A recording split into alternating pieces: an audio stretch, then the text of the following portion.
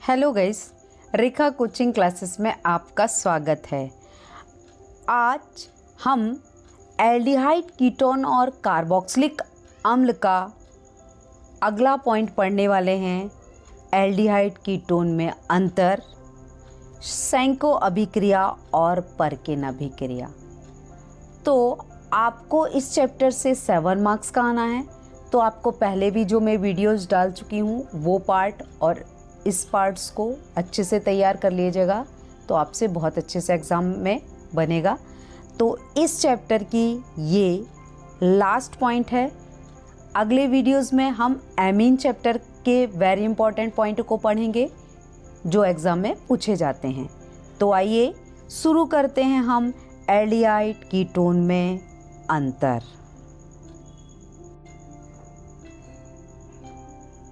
आप देख रहे हैं ये एल्डिहाइड कीटोन में अंतर है। तो मैं ये थ्योरी पार्ट को बाद में समझाऊंगी। पहले आपको चित्रों के माध्यम से जो होने वाली अभिक्रिया है उसको आपको दिखाती हूँ, अंतर के साथ एल्डिहाइड में क्या, कीटोन में क्या। तो आपको चित्रों के माध्यम से होने वाली अभिक्रियाओं के माध्यम से बहुत ही आसानी से याद होगा। तो पहले हम उसे देखेंगे, बाद में थ्योरी पॉइंट के देखेंगे। तो आइए देखते हैं चित्रों के माध्यम से।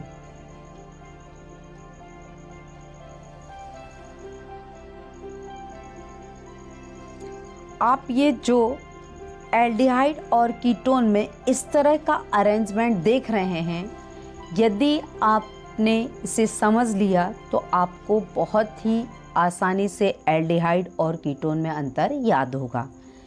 तो एल्डिहाइड जो है वो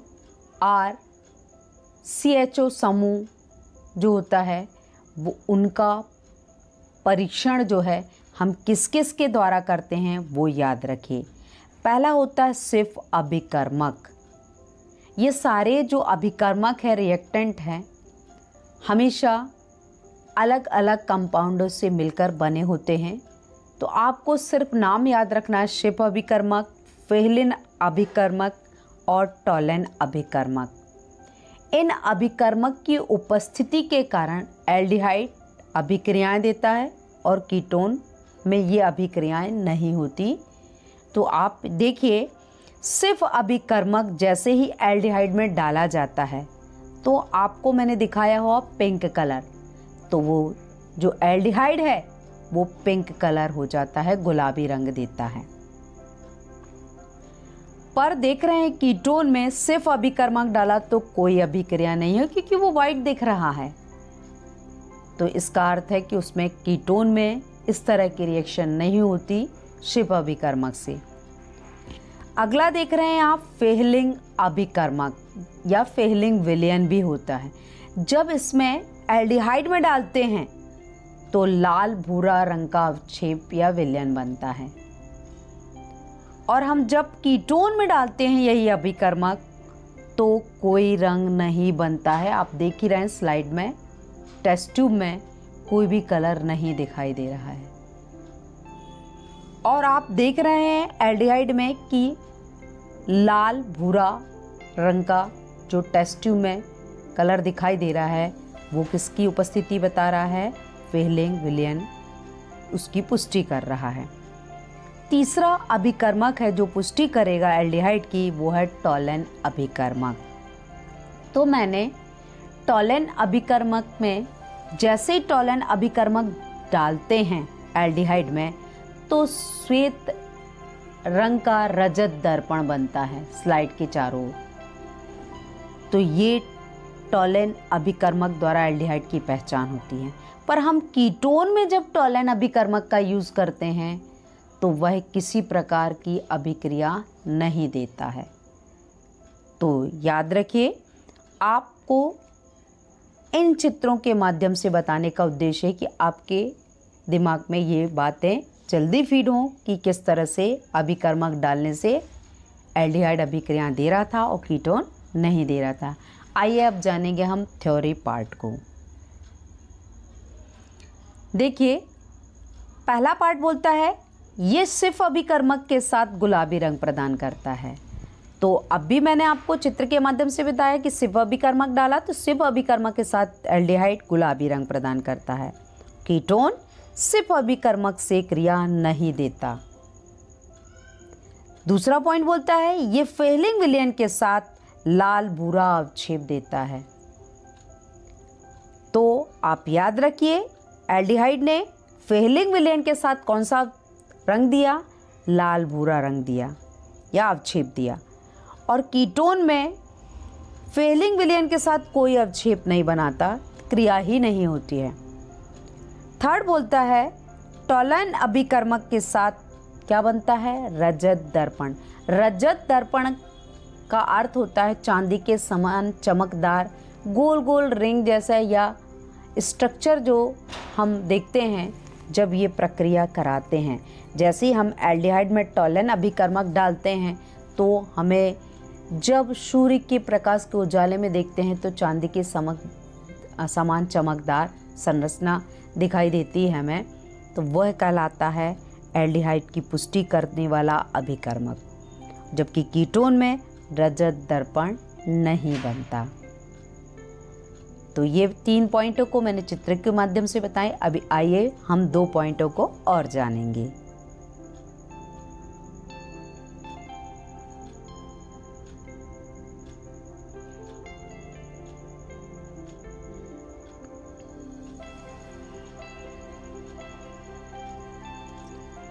फोर्थ पॉइंट कह रहा है एल्डिहाइड अपचयन होने पर प्राथमिक अल्कोहल देते हैं। यानी एल्डिहाइड का जब अपचयन किया जाएगा तो वो क्या करेंगे? प्राथमिक अल्कोहल देंगे।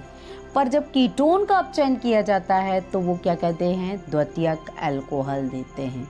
इसलिए द्वितीयक अल्कोहल देते हैं कि कीटोन के साथ एक और एल्केन ग्रुप रहता है, तो वह आसानी से द्वितीयक अल्कोहल बना लेते हैं।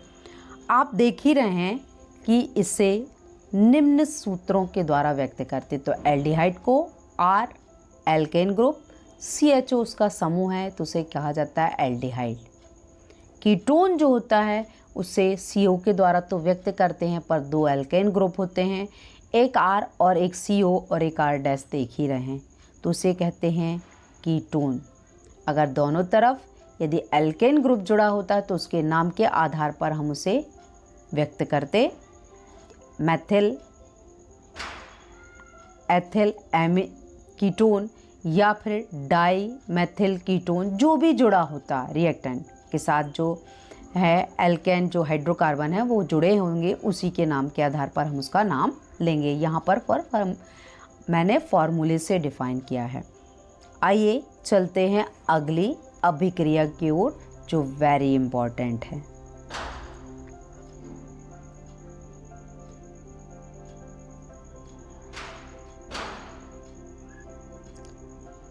पहली रिएक्शन है सेंको अभिक्रिया। वेरी इंपॉर्टेंट है, कई बार एग्जामों में पूछा गया है सेंको अभिक्रिया क्या है।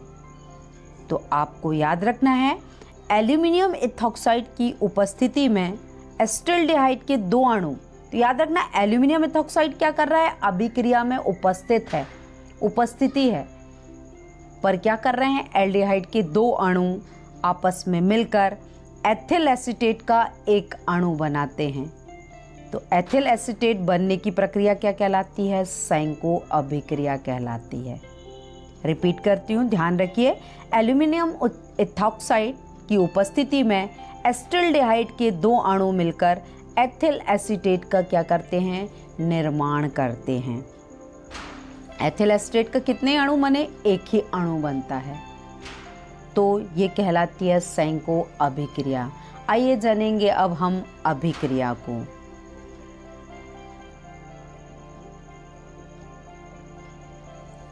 देखिए एसिटाल्डिहाइड से क्रिया कर रहा है एल्यूमिनियम इथॉक्साइड की उपस्थिति में।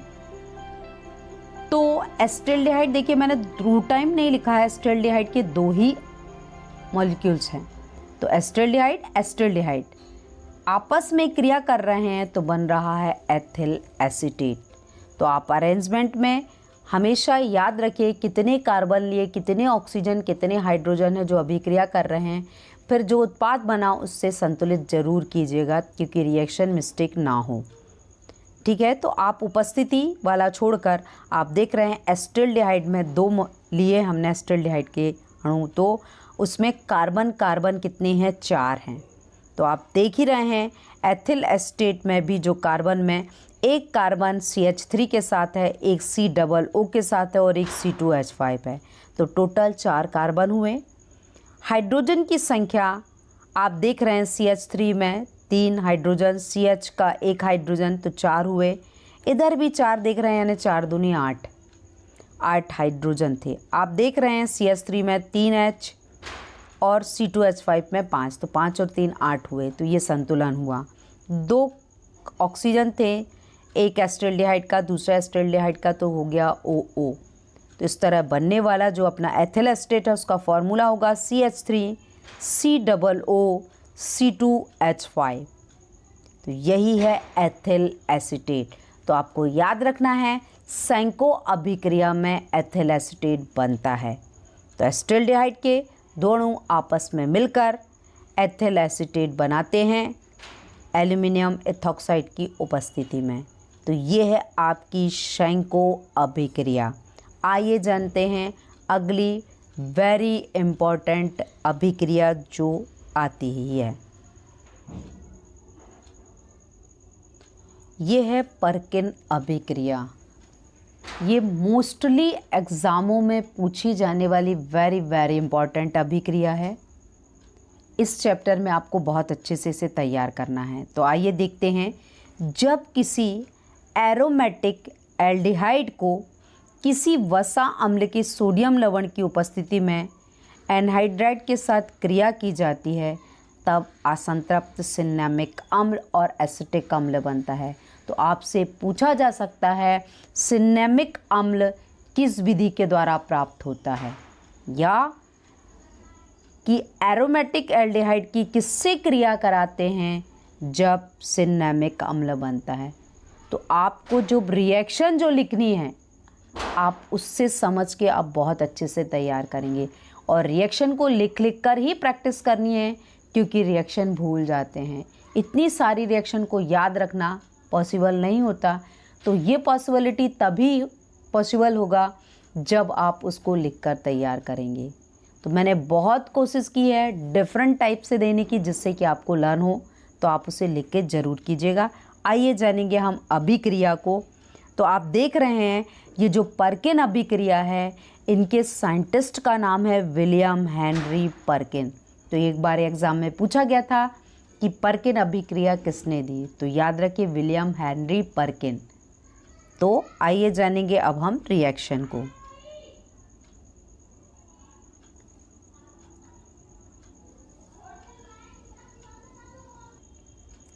देख रहे हैं आप बेंजिल्डिहाइड एसिटिक एनहाइड्राइड से क्रिया कर रहा है